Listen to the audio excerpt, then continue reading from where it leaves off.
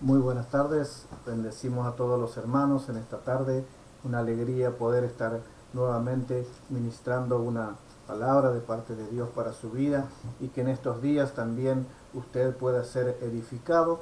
Mire, es tan importante la edificación porque Dios va a venir viene preparando su vida, viene preparando su persona, viene preparando su ministerio, viene preparando sus desafíos para que el Señor empiece a obrar en su vida y usted pueda ser usado por Dios. Mire, en esta tarde yo quiero compartirle una palabra de parte de Dios que Dios puso en mi corazón acerca de las características que Dios va a ir mostrando a nuestra vida, de qué tipo de personas queremos ser en Dios. Necesitamos esas características, necesitamos algunas características del reino de Dios para que eso pues empiece a manifestarse en nuestra vida. Hoy en esta tarde quiero compartirle una palabra ahí en el libro de Samuel, donde hay algunas características de las personas que estamos preparando en este tiempo. Usted quizás se ha percatado de esto, de que venimos enseñando principios del reino, seguimos ministrando principios del reino porque es necesario que en este tiempo las personas que se van a manifestar en Dios sean personas de reino y con principios de reino y con características de reino. ¿Sí? Así que en esta tarde yo quiero compartirle una palabra ahí en el libro de Samuel, primero de Samuel, capítulo 16, versículo 14 en adelante. Dice la escritura así. Dice, el espíritu de Jehová se apartó de Saúl, y un espíritu malo de parte de Jehová lo atormentaba. Y los criados de Saúl le dijeron, mira, un espíritu malo de parte de Dios te atormenta. Diga pues nuestro Señor a tus siervos que están en tu presencia, que busquen a alguno que sepa tocar el arpa, para que cuando esté sobre ti el espíritu malo de parte de Dios, toque con su mano y tengas alivio. Búscame ahora pues a alguno que toque bien y tráemelo, dijo Saúl. Entonces uno de los criados respondió y dijo, he visto a un hijo de Isaí de Belén que sabe tocar, es valiente y vigoroso, hombre de guerra, prudente en sus palabras, hermoso, y Jehová está con él. Mire, nosotros vamos a encontrar algunas características en este pasaje de un hombre de reino. No se olvide que nosotros estamos hablando de uno de los emblemáticos reyes de Israel, que de hecho por eso muchas personas a Jesucristo lo llamaron hijo de David. O sea, y a otros reyes también le dijeron, decían acerca de David tu padre. O sea, cuando había personas, cuando había reyes que gobernaban bien, gobernaban con las características de David, lo llamaban que era David su padre, como que David había sido el inventor de estos reyes o de estos principios que habían marcado en la nación. Entonces nos damos cuenta que en este tiempo vamos a encontrar personas, primero, que necesiten principios de reino, segundo, que tengan características de reino, y en tercer lugar, de que Dios se manifieste en su vida. Para que Dios se manifieste en nuestra vida, necesitamos vivir estos principios, necesitamos manifestar estos principios y necesitamos hablar y ministrar estos principios. Mire, la primera característica que nosotros encontramos de David, dice cuando este siervo le habla a Saúl, él le dice esto, he visto a un hijo de Isaí de Belén. O sea, mire, este hombre, David, tenía una casa, tenía un padre, tenía una familia que lo respaldaba, tenía un lugar de residencia. O sea, usted va a encontrar en este tiempo personas que dan vuelta mucho en muchas congregaciones y aunque pueden ser muy elocuentes en hablar, pueden ser muy elocuentes en enseñar, usted puede encontrar que le van a faltar las características, porque es muy importante que en este tiempo nosotros podamos enseñar lo que vivimos, porque si no, no tendría sentido de que nosotros enseñemos un principio que no vivimos. O sea, la palabra, cuando el libro de Hebreos 4:12 dice que la palabra de Dios es viva y eficaz y cortante como espada de dos filos, que penetra hasta partir el alma, el espíritu, los tuétanos y las coyunturas, y discierne las intenciones y los pensamientos del corazón, estamos hablando de una palabra viva, estamos hablando de una palabra que no solamente está siendo enseñada, sino que también está siendo vivida. Ese es el secreto del principio de Dios. No solamente aquellas cosas que nosotros podemos aprender o podemos enseñar, sino también las que podemos vivir. Porque ningún sentido tiene que usted sepa mucha medicina y no sepa ejercerla. O sea, estaríamos en la misma condición, ¿verdad? Es como no tener un médico, es lo mismo. Bueno, cuando nosotros hablamos de cosas que no vivimos, es exactamente lo mismo, son palabras vacías. Por eso el apóstol Pablo, cuando escribe la carta a los Corintios, dice es como metal que resuena o címbalo que retiñe. O sea, es bulla nomás, es ruido nomás. Entonces vamos a encontrar personas en este tiempo con las características del reino, con la personalidad del reino, pero también con estas características que son importantes. Una de las cosas que yo siempre le voy a enseñar y le voy a machacar en este tiempo es el principio de paternidad, porque, es una de las 4 columnas del reino. Esto lo hemos enseñado mucho en la SCAMI. ¿Sí? El reino está basado en gobierno, paternidad, cuerpo y reino. O sea, son las 4 columnas del reino. Entonces, cualquiera de estas columnas que falte en el reino, nosotros vamos a perder equilibrio. Es como tener un techo cuadrado con 3 patas, es lo mismo, o tener una mesa con 3 patas, ¿vio? O sea, siempre va a haber algo y cualquiera de estos 4 fundamentos de los cuales nosotros enseñamos, dentro de la palabra, están dentro de la palabra, y esas cosas a nosotros nos dan la seguridad y la firmeza de estar establecidos en el reino de Dios. Ahora, el apóstol, el siervo de Saúl le dice esto, escuche, dice, he visto a un hijo de Isaí de Belén. Primer característica que tenía este hombre para establecer un reino, necesitaba una paternidad. Él tenía una paternidad. Mire, fíjese, cuando nosotros hablamos de una paternidad, no estamos solamente hablando de que hay alguien que está sobre nosotros, de que hay alguien que nos puede corregir, de que hay alguien que nos va a bendecir, de alguien que nos va a ministrar y que nos va a enseñar y nos va a formar. Estamos hablando también de alguien que te va a abrir puertas, de que vos vas a poder ministrar seguro, vas a poder hablar con seguridad, vas a poder ministrar con seguridad. ¿Por qué? Porque hay alguien detrás en tus espaldas que está cubriendo tu vida, que está guardando tu vida, está señoreando tu vida. ¿Me está entendiendo? Entonces, cuando nosotros hablamos de este principio, estamos hablando de que había un hombre que tenía una casa, tenía una familia y tenía un padre. O sea, usted va a encontrar dentro de la iglesia, a la iglesia va a encontrar como familia, va a encontrar un padre en una casa, porque la casa tiene que tener un padre, y yo tengo que estar sujeto a esa paternidad. Cuando Saúl lo hace llamar, le dice que venga a servirme David, el padre lo envía con una ofrenda. Ahí usted empieza a ver el primer principio. O sea, ¿cómo salió David? Con las manos llenas, nunca salió con las manos vacías. O sea, ahí encontramos la primera característica de tener una casa, de tener un padre y de tener una familia, de que hay alguien que te está soltando algo para que vos no vayas con las manos vacías. Él lo envió con una ofrenda para Saúl. Y usted dice, ¿para qué necesitaba el rey una ofrenda si el rey lo tenía todo? Cuando la familia de Isaí era una familia convencional que no tenía grandes cosas, no tenía grandes riquezas, los hijos estaban en el ejército. O sea, ¿cuál era la necesidad de enviarle una ofrenda al rey? Pero David sabía de que él salía de su casa con una ofrenda en su mano. Él no salía con las manos vacías, salía con las manos llenas. Entonces, cuando él iba a presentarse ante el rey, no iba a ir con las manos vacías. Él iba con las manos llenas porque había una casa, una familia y un padre que lo respaldaba. Primer principio. O sea, necesitamos entender esto. O sea, cuando nosotros nos vamos a mover en los principios del reino, lo primero que vamos a tener que mostrar es una paternidad, lo primero que vamos a tener que mostrar es una familia, es una casa donde yo pertenezco, donde yo trabajo, donde yo sirvo, donde yo ministro, donde estoy mostrándome como persona en ese lugar, como hijo de Dios en ese lugar. Entonces, usted va a encontrar esas personas, cuando encuentra una persona así, dice, no, yo soy hijo de tal. O sea, ya tiene una identidad, ya es idéntico a alguien. O sea, la palabra identidad tiene que ver con idéntico.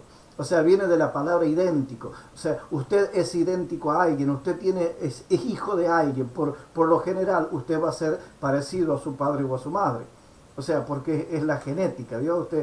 Si usted hubiese conocido a mi padre, y usted se daría cuenta de que muchos rasgos de mi persona estaban también en él.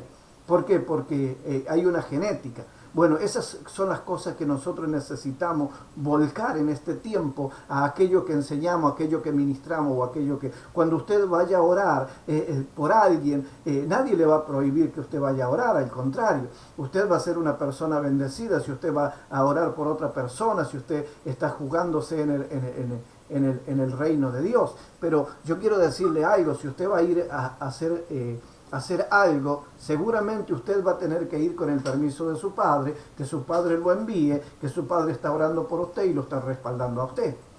O sea, se da cuenta que cuán importante es este principio. David dice, este hombre dice, he visto a un hijo de Isaí de Belén.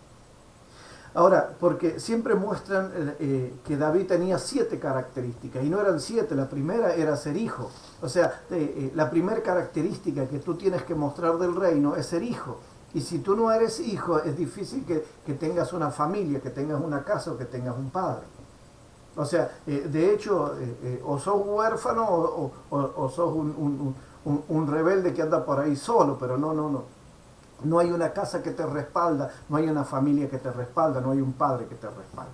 Amén. Entonces, vamos a encontrar la primera característica, hijo de Isaí de Belén, uno de los principales fundamentos del reino de Dios, ser hijo. La segunda característica dice, sabe tocar. O sea, David era un hombre que se había perfeccionado, no había estado en una escuela de música, no había estado en una escuela de arte, pero sí era un hombre que sabía tocar. ¿Por qué sabía tocar? Porque era un hombre que buscaba la excelencia, más allá de las limitaciones que él tenía, porque era un pastor, estaba en el campo, llevaba su arpa, tocaba ahí en medio de las ovejas y les ministraba a las ovejas adoración, pero lo que él no se estaba dando cuenta de que él buscaba excelencia y que su adoración estaba llegando a Dios. O sea, la excelencia a ti te va a llevar a buscar cada vez más. ¿Me está entendiendo? O sea, cuando usted va a ministrar una palabra de parte de Dios, cuando usted va a ministrar una adoración, cuando usted va a ministrar una alabanza, cuando usted va a ministrar a la iglesia, estas características tienen que estar en su vida. Usted no puede ir con 5 minutos antes de oración o con 5 minutos antes de lectura o con 3 notas musicales a querer ministrar la iglesia, porque no se olvide que usted está ministrando lo celestial, no está administrando lo natural, usted está administrando en lo celestial, y usted va a necesitar características importantes que para usted son las cosas que le van a abrir las puertas en la vida. Cuando usted mira gente con excelencia y dice, wow, a mí me gusta estar en este lugar porque hay gente que está preparada, que se está preparando, que quiere ministrar a Dios, pero no solamente quiere hacerlo, sino que se prepara para ello. Es sería muy diferente en que usted escuche una adoración de Marcos Brunet y escuche una adoración del pastor Sergio, ¿verdad? Va a ser muy diferente. O sea, ¿por qué? Porque él se ha preparado en la excelencia de la música y de la adoración y yo no. O sea, porque yo no fui llamado a eso, yo fui llamado a otra cosa. Ahora, le puedo asegurar de que si usted...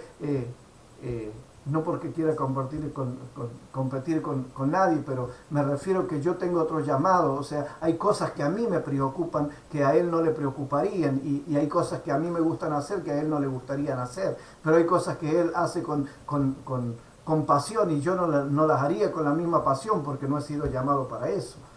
¿Entienden? Entonces este hombre había sido, a pesar de que él había sido ungido como rey, él quería en primer lugar adorar a Dios, ministrar a Dios con excelencia, porque mire, por eso de ahí sale la frase que dice la Escritura cuando Jesús dice, si en lo poco fueres fiel, La escritura dice: en lo poco fueres fiel, en lo mucho te pondré. Cuando usted ha podido ser fiel en lo poco, se va a dar cuenta que en lo mucho también va a seguir siendo fiel. Y usted se va a dar cuenta que si usted es apasionado en lo poco, también va a ser apasionado en lo mucho. Si usted se preocupa en ser excelente en lo poco, luego va a ser excelente en lo mucho. Porque la excelencia no tiene que ver con lo poco, con lo mucho, tiene que ver con la pasión que hay en mi corazón. Entonces, este hombre dice: sabe tocar, pero no es que sabe tocar solamente. O sea, es un hombre que busca la excelencia. David era un hombre que buscaba la excelencia. De hecho, David ha escrito, usted va a encontrar en los salmos, va a encontrar cientos de salmos que son de David, muchísimas escrituras del salmista David, y usted se va a dar cuenta de que ese hombre tenía una relación estrecha con Dios. Además, de hecho, la escritura dice que tenía un corazón conforme al corazón de Dios. O sea, ¿por qué? Porque buscaba la excelencia en el reino. O sea, él para gobernar no solamente quería tocar el arpa bien. O sea, él para gobernar necesitaba buscar la excelencia en todo. Entonces ahí nos vamos a dar cuenta que su relación con Dios era excelente, que lo que él hacía para Dios era con excelencia, que lo que él ministraba era con excelencia. ¿Ve? O sea, porque, a ver, la excelencia tiene que ver con una pasión, tiene que ver con aquello que me apasiona, con aquello que yo busco día a día, con aquello que yo tengo relación día a día, con aquello que yo amo día a día y que siempre estoy pensando y buscando aquello por lo que he sido llamado. ¿Entiende? Esa es la excelencia. Quizá usted fue llamado a, no sé, a abrazar a las personas o a ministrar afecto a las personas y lo va a hacer con excelencia. Porque no todos hemos sido llamados, todos en este reino, todos tenemos lugar, todos tenemos un llamado de parte de Dios. ¿Entiende? Unos en una cosa, otros en otra, y ninguno es despreciable, todos son buenas cosas las que podemos llegar a hacer. ¿Me entienden? O sea, son esas características, pero tengo que buscar esa excelencia. Si usted quiere ser, quizá usted fue llamada, la mujer fue llamada a ser una buena esposa, y usted lo va a hacer con excelencia. O el hombre fue llamado a ser buen esposo y usted lo hace con excelencia, tiene su esposa contenta, siempre está pendiente de sus necesidades, siempre está pendiente de su amor, siempre está pendiente de que ella esté contenta, que su cara no esté triste. O sea, excelencia. Pero te dice: bueno, pero yo no predico, ni enseño, ni predico en la escami. Bueno, pero hay muchísimas cosas a las cuales Dios nos ha llamado en este reino. Y usted se va a dar cuenta que un vecino suyo dice: che, pero ¿cómo hace para tener tu esposa tan contenta? Bueno, es ahí donde usted va a ministrar la excelencia. ¿O cómo haces para tener tu esposo tan contento, para que tu esposo quiera estar siempre en su casa, que no se quiera ir por ahí, no quiera andar dando vueltas por ahí? Bueno, ahí usted tiene posibilidades de ministrar la excelencia. ¿Ve? Dice: sabe tocar. O sea, aquello que Dios lo llamó, usted lo sabe hacer. ¿Por qué? Porque ha buscado excelencia, porque busca con pasión aquello que usted hace. O sea, todo esto tiene que ver con una pasión. O sea, necesitamos ser apasionados en Dios, necesitamos ser apasionados en una relación con Cristo, en nuestra adoración, o sea, que queramos hacerlo lo mejor para Él, ¿verdad? Eso es ser apasionado, eso es saber tocar, es buscar excelencia. Amén. La tercera característica dice: es valiente. Eso es un hombre, este hombre es valiente, ¿no? Mire.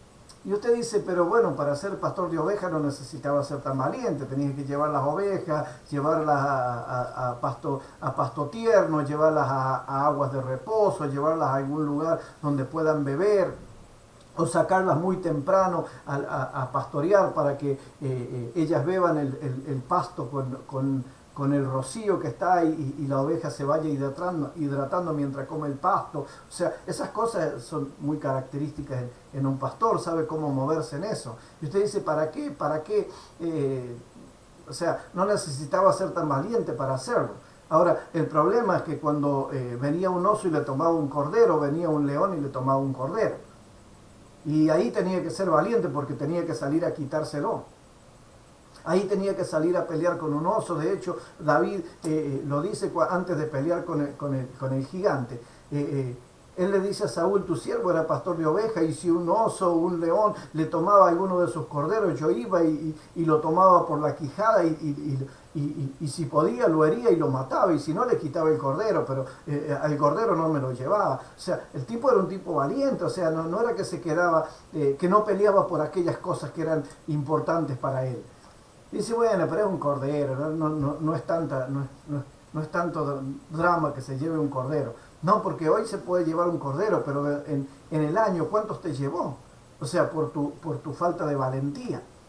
O sea, encontremos estas características. Mire, una de las cosas que nosotros vamos a encontrar en los valientes es aprender a enfrentar los temores. Las personas tienen que aprender a enfrentar los temores. O sea, todos tenemos temores en la vida, algunos tenemos temores en la vida. O sea, nos puede pasar a cualquiera. Usted dice, bueno, pero yo no le tengo miedo a nada. Y no, siempre vamos a tener algunos temores que nos pueden suceder por nuestros hijos, por nuestros nietos, por nuestra casa, por nuestra familia. A veces puede llegar a suceder porque hoy está todo muy convulsionado, como que nada es seguro. Bueno, hay que empezar a vencer los temores. Usted tiene que empezar a vencer los temores. O sea, si usted quiere ser un valiente, va a tener que empezar a vencer temores. Mire, una de las cosas que siempre ha marcado en la vida a las personas, yo la otra vez, hablando con una hermana, yo le decía, ¿cuál es tu mayor temor? Y ella me decía siempre, mi mayor temor es morirme. Y usted dice, pero, a ver, en teoría ella tendría que saber que es salva, que tiene la seguridad de la salvación y todo lo demás. Bueno, no siempre es así. A veces los temores nos hacen perder algunas cosas de vista que para nosotros son seguras, pero no todas las personas las tienen seguras. Y usted dice, pero yo le digo, hermana, pero hay una seguridad de salvación para tu vida en Cristo. Y no solamente hay una seguridad de salvación, saber que sos eterno, o sea, que el cuerpo se va a morir, pero vos vas a seguir tu vida en el Señor. O sea, la muerte no tiene poder sobre nuestra vida. Y dice, sí, pero yo eso no lo he entendido todavía. ¿Ve? O sea, bueno, vamos a tener que ser valientes, vamos a tener que levantarnos para vencer temores. O sea, fíjese si David seguramente tenía un montón de temores porque un joven que solamente había gobernado ovejas tenía que gobernar una nación. O sea, dice, pero ¿y cómo voy a hacer yo? No entiendo, yo no sé de esto. Bueno, hay cosas que nosotros tenemos que vencer. Usted va a tener que vencer y yo voy a tener que vencer. Amén. Dice hombre de guerra, un hombre que se levantaba para pelear sus batallas. O sea, David, mire, hasta este momento creo que no había matado ni siquiera, más de ser un oso o un león que le había quitado un cordero, no había matado más de eso. Pero este hombre lo muestra como un hombre de guerra. Y usted dice, pero si David era un pibe, o sea, nadie daba 2 pesos por un guerrero así, pero ya era un hombre de guerra. Porque a veces hay batallas que no las vamos a tener que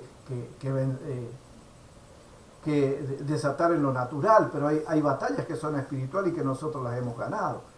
¿Me entiende? Hay muchas batallas que usted las ganó de rodillas, hay enfermedades que usted les ganó de rodillas, hay situaciones de vida que usted las ganó de rodillas o en adoración a Dios, hay batallas que en la vida que se desataron en su familia, en su casa o en la casa de sus padres, y usted se postró delante de Dios y ganó esa batalla delante de Dios y pudo levantar a su familia, pudo levantar a aquellos que estaban caídos. Ahí se da cuenta que usted es un hombre de guerra, una mujer de guerra. O sea, no siempre hay que empuñar una espada para ser valiente. En aquellos tiempos la espada era, bueno, hoy muchas veces nosotros vamos a tener que vamos a tener que tomar la espada del Espíritu, que es la palabra, y soltarla sobre personas, sobre endemoniados, sobre personas que están pasando situaciones. Usted le va a soltar una palabra y usted se va a dar cuenta que esa persona salió a flote y dice, ¿cómo sucedió? Y bueno, por la palabra que usted le soltó. O sea, las personas son muy características de esto, hombres de guerra, mujeres de guerra, valientes. ¿Me está entendiendo? O sea, hay cosas que se van a desatar en su vida, o en su familia, o en alguna situación de vida que le va a tocar vivir a usted. Y usted se va a dar cuenta que esas cosas de vida que le tocaron vivir, usted la sacó bien, la sacó adelante, ¿verdad? ¿Por qué? Por su valentía, porque no quiso quedarse en la situación o quedarse en el problema. Se levantó para salir adelante. Eso lo hace un valiente. Eso lo hace una persona con valentía, que sabe enfrentar sus temores, que puede llegar a tener temores, pero seguramente usted o la otra persona salieron airosos por causa de su oración, por causa de su adoración, por causa de que el enemigo no pudo tocar su vida porque el Señor estaba ahí para librarlo, porque usted era un valiente, se puso en las manos del Señor y salió a pelear la batalla. ¿Eh? O sea, hay cosas que nosotros estas son las características de las personas de reino, el poder enfrentar los problemas, las dificultades. Esas son características de un hombre de reino, de una mujer de reino. Amén. Mire, la otra característica dice es vigoroso. Mire, era un hombre que David no era un hombre que se quedaba, que andaba con los brazos caídos o andaba, cuando le sucedió un problema, ya quería tirar todo, ya quería perder todo, ya quería dejar las ovejas por ahí, y dice, ¿para qué voy a seguir con tantas ovejas si viene un oso y me quita una? No, era un hombre vigoroso. Se levantaba, sabía salir a enfrentar la vida, con vigor, con excelencia, con autoridad, con poder de Dios. O sea, estas son las cosas que necesitas vivir para este tiempo. O sea, son las cosas que necesitas mover para este tiempo. Ser un hombre vigoroso. Mire, mire, hay un proverbio que dice este proverbio, creo que es el proverbio capítulo 6, dice, oh perezoso, dice, ¿no has visto a la hormiga? Que no tiene ni rey ni capitán, y sin embargo todo sale a buscar su comida para todo el invierno, en la época de verano sale a cosechar su comida para el invierno. Dice, porque un poco de sueño y un poco de dormitar y un poco de cruzarnos de brazos para descansar vendrá tu pobreza como caminante y tu necesidad como hombre armado. ¡Wow! Yo te dice, qué descripción del proverbio, ¿verdad? O sea, claro, porque si vos te quedás, no usas tu vigor, no usas la fuerza que el Señor te ha dado, no te levantás para salir adelante, y mira, la vida te pasa por arriba. Mi amado, la vida te pasa por arriba. Entonces necesitas levantarme. Mire, y usted dice, pero a usted, pastor, capaz que le gusta levantarse temprano. Es verdad, a mí me gusta levantarme temprano. Me gusta dormir siesta, eso sí. Pero me gusta levantarme temprano porque yo bien temprano es cuando me gusta estar con el Señor. Pero mire, hay algo que nosotros tenemos que entender en esto. O sea, si yo puedo descansar un poco más, y no está mal que usted descanse si tiene que descansar. Pero si usted duerme todos los días hasta las 12 y yo le puedo asegurar que hay cosas que va a venir su necesidad como caminando y su pobreza como hombre armado. O sea, sea vigoroso, sea un hombre de vigor, levántese con fortaleza. Mire, la fiaca termina cuando nosotros vamos al baño y nos tiramos un poco de agua en la cara, ahí se termina la fiaca. Y de ahí ya usted ya empezó a mostrar su vigor y sus ganas de hacer las cosas en la vida. Levántese cada día con ese deseo. Y usted dirá, sí, pero yo no necesito porque mi papá trabaja bien, mi papá tiene plata, o mi esposo tiene un buen trabajo, yo no necesito levantarme a las 8 o a las 9 de la mañana, yo me levanto a las 12. Y está bien, yo no digo que usted tenga una necesidad, pero eso va a ir quitando su vigor, va a ir quitando su fuerza. ¿Me entiende? O sea, mientras nosotros más dormimos, más sueño tenemos, le aviso. Por eso el Señor dijo, velad y orad, ¿sí? Porque es importante que nosotros aprendamos a velar, que usemos el vigor para ministrar a Dios.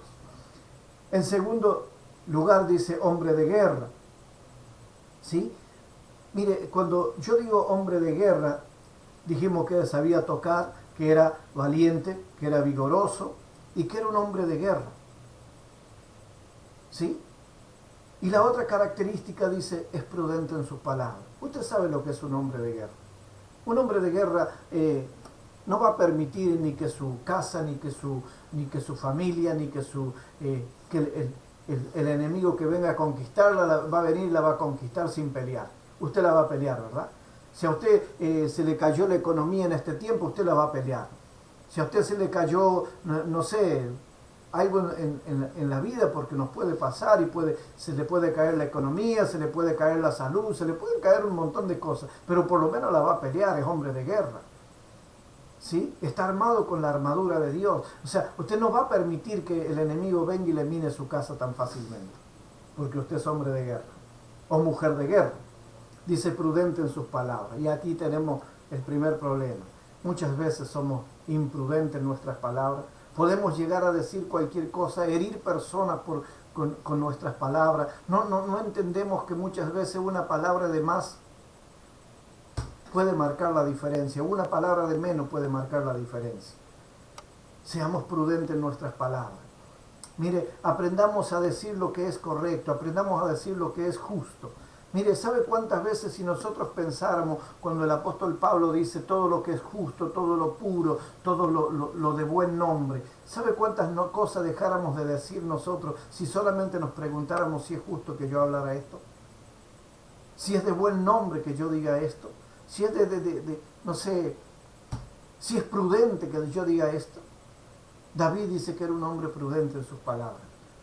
Era un hombre que trataba de no ofender, al contrario, trataba de apaciguar, mire, el mismo que a él lo perseguía para matarlo y lo perseguía por todos lados, él mismo con su hijo tenía una estrecha relación que era con Jonathan. ¿Se da cuenta? ¿Por qué? Porque sus palabras eran prudentes. O sea, David nunca le habló mal a Jonathan de su padre. Nunca le habló mal a Jonathan de su padre, aunque Jonathan sabía lo que su padre Saúl hacía. Pero David nunca lo ofendió a Jonathan por lo que su padre hacía. ¿Se da cuenta? Era un hombre prudente en sus palabras. Aprendamos esto, iglesia preciosa. Y mire, no quiero irme con esto solo. Quiero irme con la última característica de esta característica que Dios tiene con los hombres y las mujeres del reino. Dios está con él. La característica más importante que este siervo le suelta a Saúl, le dice esto. Primero le dijo, es hijo de Isaí, es vigoroso, valiente, hombre de guerra, prudente, pero por sobre todas las cosas Dios está con él. ¡Wow! Eso, mi amor, es algo extraordinario que tú tienes que aprender a marcar en la vida. Mira, si hay algo que ha marcado nuestra vida y va a marcar la vida de las personas a través de tu vida, es cuando Dios está contigo. Mire, lo más especial que tenía David es que Dios estaba con él. Mire, David muchas veces cometió errores, muchas veces se equivocó, como el pastor Sergio, como todas las personas a cual hoy está escuchando este mensaje. Seguramente, y está viendo este mensaje, seguramente usted se ha equivocado muchas veces y yo me he equivocado tantas veces. Pero eso no significa de que Dios nos ha abandonado. No significa de que Dios te ha abandonado. No significa de que Dios no esté contigo. Dios sigue estando contigo. Mire, por eso yo cada vez que me equivoco y cada vez que meto la pata, yo le digo, Señor, mira, yo metí la pata, pero de todos modos, vos no esperás nada de mí porque vos sabés lo que soy yo. Entonces, ni siquiera te decepciono porque vos sabés quién soy. Pero, ¿sabe una cosa? Lo que siempre le digo al Señor es esto. Señor, lo único que te pido es que sigas estando conmigo. Mira, si tengo que arrepentirme, si tengo que humillarme, si tengo que tirarme en tierra, no tengo ningún problema con eso. Si tengo que pedirte perdón 10 veces, no tengo ningún problema con eso. Si tengo que pedirte que me limpies con tu sangre, no tengo ningún problema con eso. Lo que me interesa es que tú sigas estando conmigo.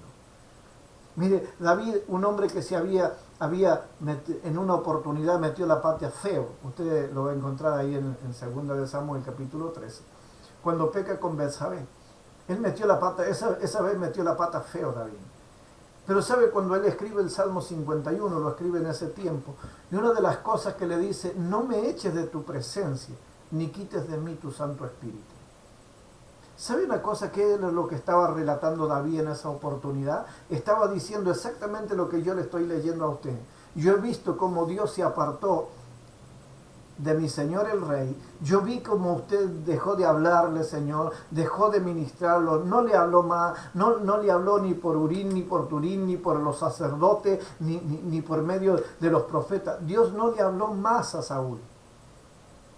Y cuando David escribe el Salmo 51, él le dice, no me eches de tu presencia, ni quites de mí tu Santo Espíritu.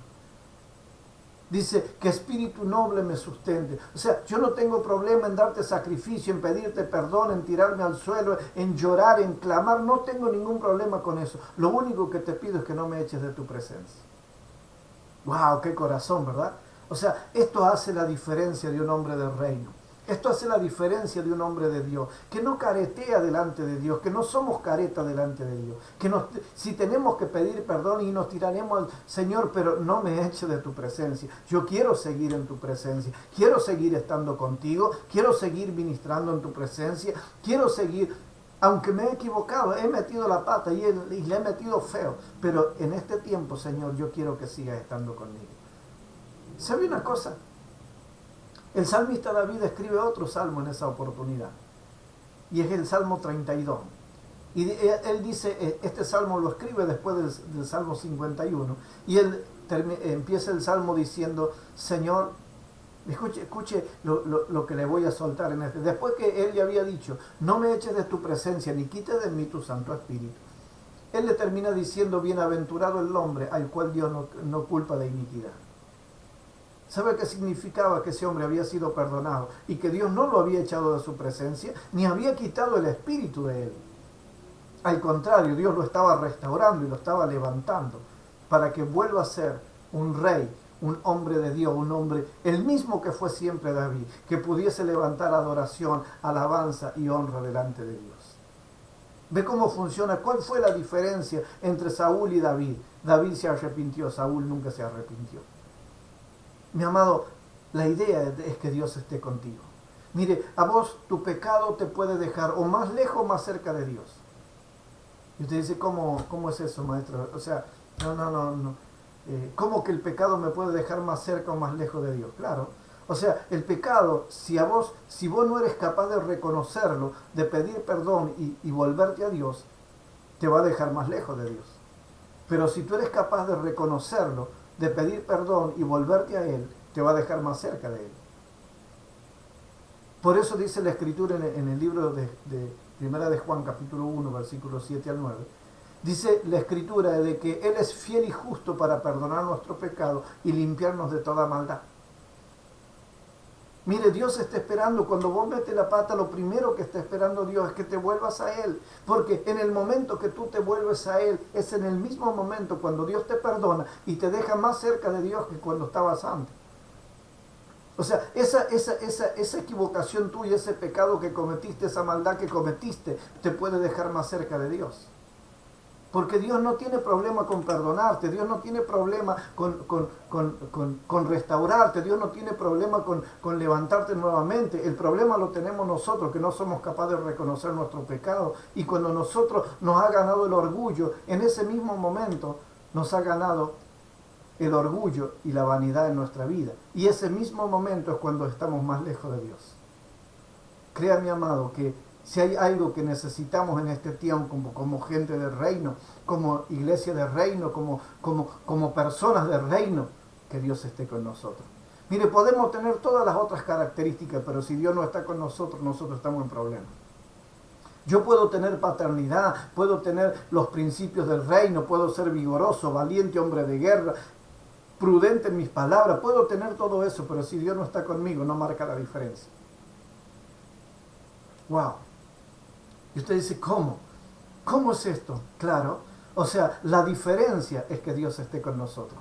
O sea, porque las otras características van a venir acerca de esa relación que yo tenga con Él. Y que Dios esté siempre cerca mío. Ahí van a venir todas las demás características.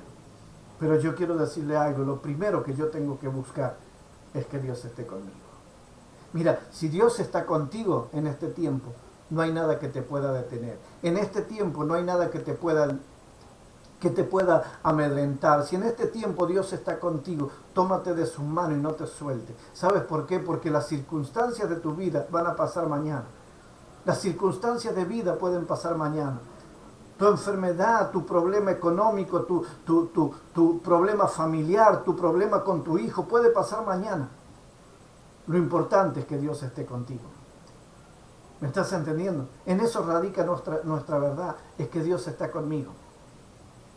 Mire, cuando Nicodemo se acerca a Jesús, y con esto le puedo asegurar que estoy terminando, yo siempre digo porque luego el Espíritu me va mostrando más y le sigo saltando, pero yo quiero decirle algo. Mire, una de las cosas que tenía Jesús, una de las características que tenía Jesús, era que él mostraba de que Dios estaba con él.